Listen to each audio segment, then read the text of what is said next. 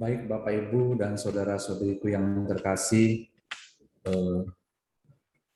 saya kesempatan ini akan memberikan renungan terutama tentang Santo Faustina dan mengenal melalui devosan Santo Faustina bersama-sama untuk mengenal Yesus sebagai Guru dan Tuhan. Saya akan share screen-nya.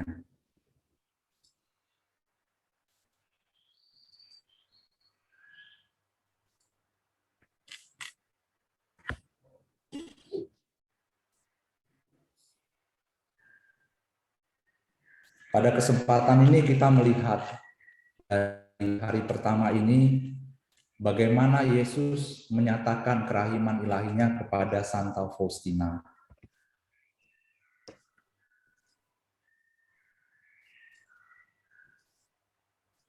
Santa Faustina kita kenal sebagai devosan kerahiman ilahi.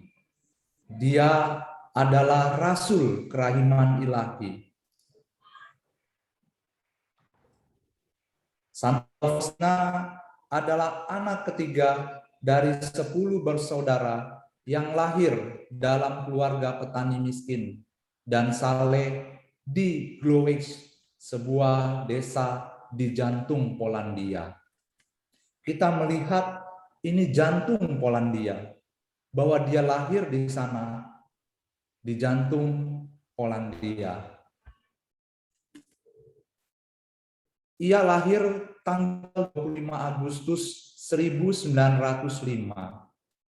Kenapa saya memperkenalkan kepada kita sejarah singkat kehidupan Santa Faustina?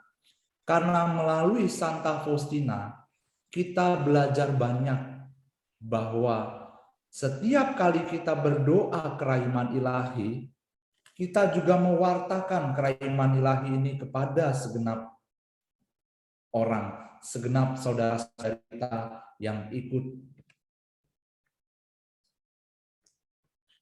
Ia dibaptis pada tanggal 27 Agustus 1905 di gereja paroki terdekat, yaitu paroki Swinis Warschik. Jadi 2 hari setelah kelahirannya, dia langsung dipersembahkan kepada Allah. Ini merupakan satu bukti bahwa orang tua dari Santa Faustina sungguh-sungguh memegang iman Kristianinya. Dia dibaptis dengan nama Helena. Tentu saja Santa Helena, karena nama baptis adalah nama dari Santa Pelindung. Ini keluarganya,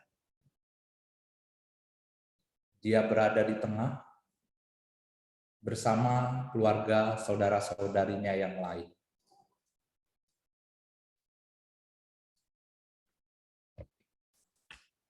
Tanggal 1 Agustus 1925,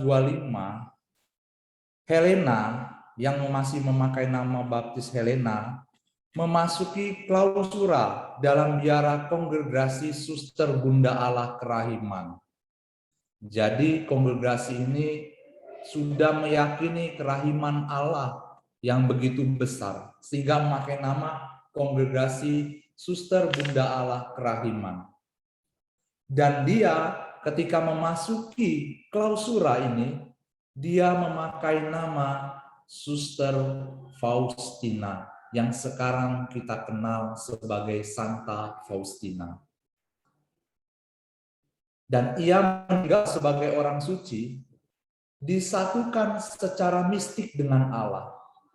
Artinya apa? Bapak, Ibu, dan saudara-saudariku yang terkasih. Artinya bahwa dia menghidupi satu persekutuan mistik bersama dengan Allah.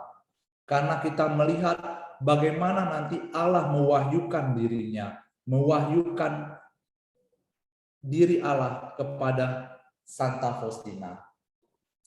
Dan tanggal 5 Oktober 1938, pada usia yang belum mencapai 33 tahun, dia masuk dalam persekutuan bersama dengan orang kudus. Dan tanggal 18 April 1993, Suster Faustina dibeatifikasi di Roma dan kemudian dikanonisasi pada tanggal 30 April tahun 2000.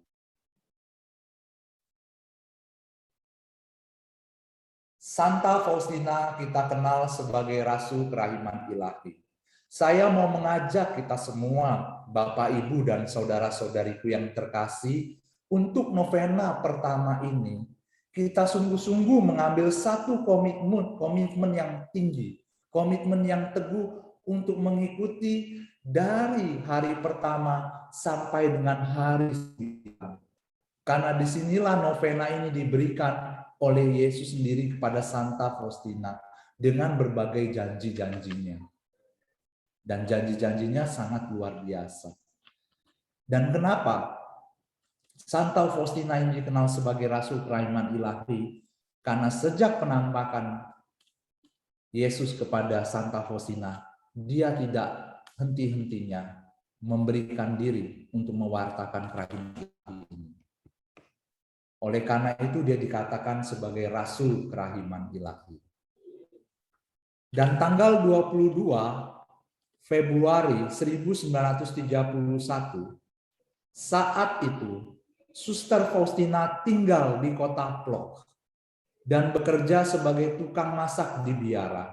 Artinya apa? Bukan berarti dia sebagai tukang masak, melainkan sebagai suster dia mendapatkan tugas sebagai tukang masak di biara, sebagai suster, dan juga pegawai toko roti. Hidup yang sederhana, bukan hidup yang luar biasa, tetapi Tuhan memakai dia untuk menjadi Rasul Kerahiman Ilahi. Ini mengingatkan kepada kita juga, Bapak, Ibu, dan saudara-saudariku yang terkasih, bahwa untuk mewartakan Allah tidak perlu hal yang luar biasa, tidak perlu hal yang begitu besar, melainkan kita juga belajar untuk dengan kehidupan yang sederhana mewartakan kasih Allah. Dan disinilah, di tempat toko roti inilah, dan di tempat ketika dia menjadi tukang masak di biara, ia mendapatkan penglihatan. Dia mendapatkan penglihatan. Dalam penglihatannya, Tuhan berpakaian putih, dan dari balik jubah itu terpancarlah dua sinar besar, satu berwarna merah dan satu berwarna pucat atau putih pucat. Ya. Yesus berkata kepadanya, "Lukislah sebuah gambar tepat seperti yang kau lihat ini, dengan tulisan di bawahnya, Yesus, engkaulah andalanku.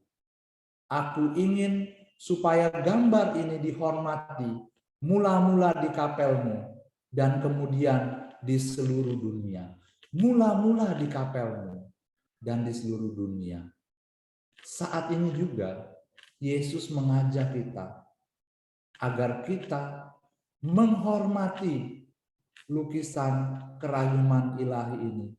Mula-mula di rumah kita masing-masing. Mula-mula di rumah kita masing-masing. Kemudian bawalah kerahiman ilahi ini juga kepada sesama kita. Ini adalah gambar awal. Gambar yang sungguh-sungguh awal ketika Santa Faustina mendapatkan lukisannya. Ya. Memang agak buram. Kita melihat mata Yesus ini menghadap ke bawah, bukan menatap kita. Kenapa pertanyaannya? Kenapa? Kenapa mata dari seorang Yesus tidak memandang kita, tetapi melihat ke bawah? Mau menandakan bahwa dia tidak pernah melihat dosa-dosa kita. Dia tahu kalau kita pandang, kita akan merasa takut, mungkin malu dengan dosa-dosa kita. Tapi Yesus memandang ke bawah, ke lantai, agak menutup, mau mengatakan, jangan takut. Segala dosa-dosa dengan kerahimanku diampuni. Oleh karena itu, para imam ketika melakukan sakramen tobat pun tidak pernah memandang. Dia hanya terdiam mendengarkan segala dosa-dosa kita. Yesus pun begitu, sambil membuka hatinya ya, darah dan air ini. Lalu kerahiman ilahi ini sama saja mengenal Yesus sebagai guru dan Tuhan. Dalam catatan harian atau buku harian Santa Faustina dikatakan seperti ini. Oh Yesus yang amat manis, hari ini aku mengambil dengan tanganku kedua berkas sinar yang memancar dari hatimu yang maha rahim, yaitu darah dan air. Darah dan air. Lihat hatinya Bapak, Ibu, dan saudara-saudariku yang terkasih. Hatinya yang sungguh luar biasa, yang sangat mencintai kita. Dan kenapa hati? Karena hati adalah tempat pertemuan dan persatuan dengan Allah. Di mana ketika hati kita menjadi tempat bait Allah yang kudus, disitulah ada persatuan dan pertemuan dengan Allah. Berbicara tentang spiritualitas hati kudus Yesus. Jadi ini ada kaitannya dengan kerahiman ilahi, dengan hati kudus Yesus. Yesus mewahyukan kerahiman ilahi ini disandingkan dengan hatinya yang maha kudus. Maka bisa dikatakan bahwa kerahiman ilahi ketika dia membuka hatinya, itu juga membuka hati kudusnya yang ditampakkan. Hati kudus Yesus, spiritualitas hati kudus Yesus merupakan suatu pengalaman seorang pribadi, jiwa dan raga pada hati kudus Yesus.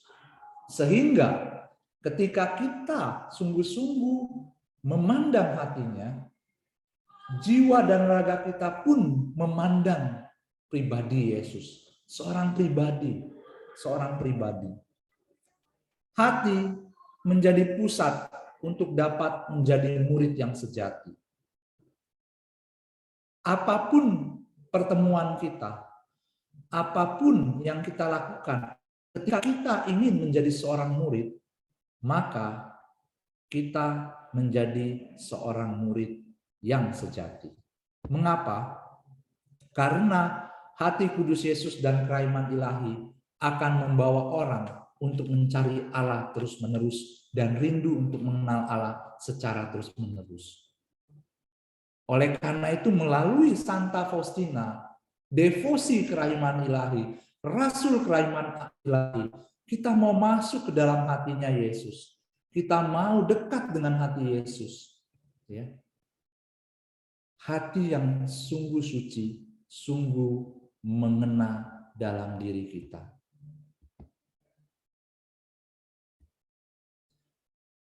Dengan itu, kita mau belajar dan merenungkan, meletakkan telinga kita di dada Yesus untuk mendengar suara detak jantungnya. Sama seperti Rasul Yohanes, murid yang dikasihi Yesus. Di detak jantungnya, Yesus mau mengatakan kepada kita semua, aku telah membuka hatiku sebagai mata air kerahiman yang terus mengalir.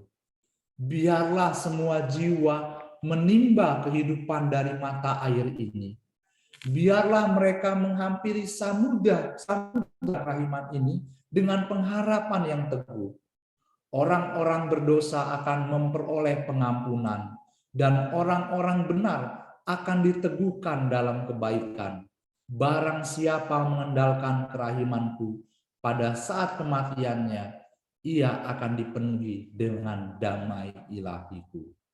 Dikutip dari buku harian Santa Faustina 1520.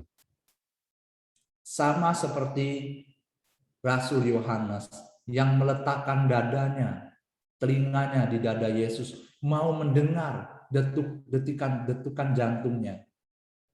Detak jantungnya seperti apa? Kita juga mau belajar Bapak, Ibu, dan saudara-saudariku yang terkasih pada novena kerahiman yang pertama ini untuk mendengarkan, menjadi satu sebagai murid Kristus, sehingga Tuhan mengatakan, hai engkau murid yang kukasihi. Kita juga mau belajar meletakkan itu semua. Dan yang terakhir adalah pengalaman akan hati kudus Yesus membawa pada pribadi menuju pada pengertian yang lebih dalam tentang pribadi Yesus Kristus dan cintanya. Untuk menjadi seorang murid, untuk mengenal Kristus, kita perlu memeluk hatinya. Kita perlu mengandalkan kerahimannya, kerahiman ilahi.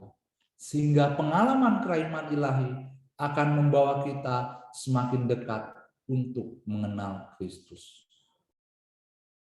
Mengenal Kristus. Sama seperti Yesus katakan kepada para muridnya. Nah, kita berdoa bersama Rasul Kerahiman Ilahi untuk menjadi murid Kristus yang sejati. Menjadi murid yang sangat dikasihi.